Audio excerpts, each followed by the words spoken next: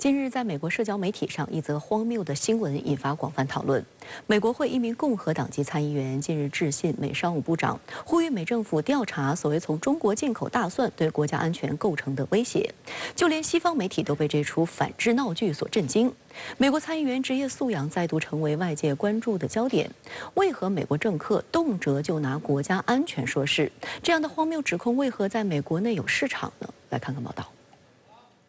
将矛头对准中国大蒜的是来自美国佛罗里达州的共和党籍参议员里克斯科特。他在7号给美国商务部的一封信中表示，国外种植的大蒜质量和安全存在严重的公共卫生问题，并着重点明了来自中国的大蒜。因此，他敦促美国商务部对所有形式的中国进口大蒜构成的安全风险展开调查。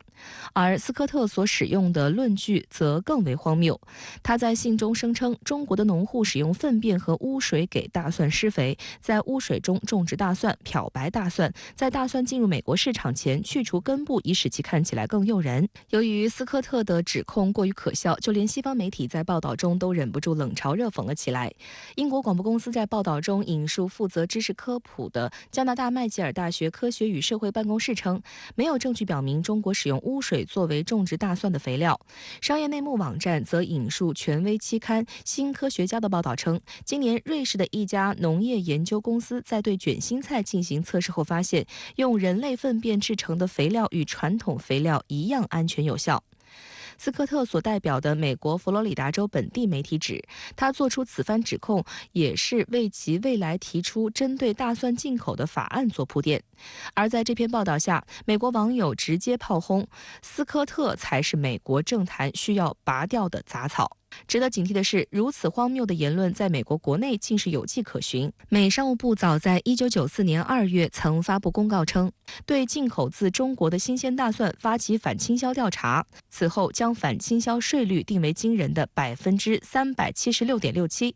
美国还进行了多次日落复审，也就是在征收产品反倾销税5年期满进行的行政复审，以延长征税期限。而最近一次是在2022年。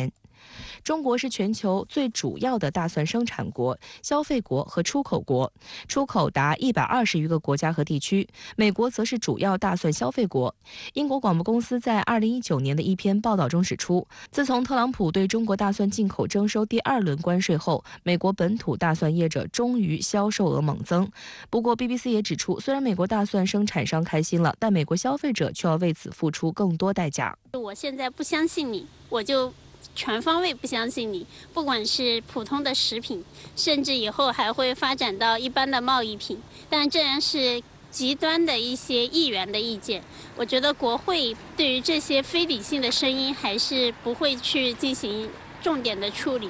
其实他们内部现在有很多的议员都在试图提一些草案，但是给的理由都比较的荒谬，就像这种大蒜威胁什么食品安全啊、国家安全之类的。 环球时报发表评论文章指出，从华为、中兴到新疆棉花，再到海鲜大蒜，形形色色的反制言论在美国得以大行其道，绝不仅仅只是几个议员脑子有问题，而是他们得到了所处政治环境的默许。正是美国国内在涉华议题上的泛安全化倾向，让任何一件小事都可能跳过证据链条中的缺口，与国家安全挂上钩，也给了一些反华政客浑水摸鱼的机会。 事实上，就在当地时间8号，美国国务院涉疆年度人权报告妄称中方在新疆地区持续对维吾尔等少数民族群体实施所谓种族灭绝和反人类罪行，对2名中国官员实施制裁。美财政部同日将2人列入所谓特别指定国民清单。